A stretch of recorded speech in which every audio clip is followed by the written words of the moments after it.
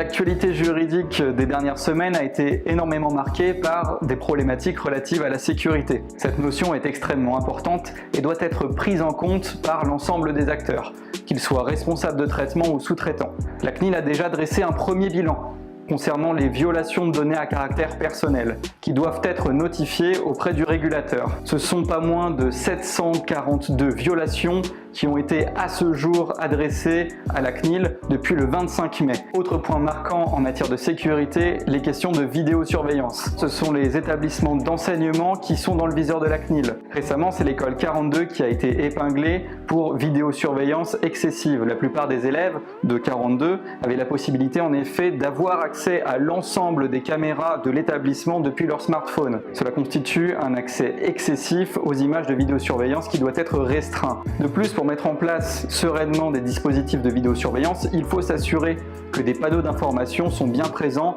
aux entrées et sorties de bâtiments. Autre fait marquant qui nous est cette fois-ci donné par une CNIL portugaise, un hôpital a récemment été condamné à une sanction de 400 000 € pour non-respect de sa politique d'habilitation. Le nombre d'accès ne correspondait pas au nombre effectif de médecins au sein de la structure. De manière générale, la CNIL portugaise a constaté que la politique d'habilitation mise en place n'était pas assez restrictive. La plupart des utilisateurs avaient en effet accès à des données de santé des personnes qui, on le rappelle, sont des données sensibles d'après le RGPD.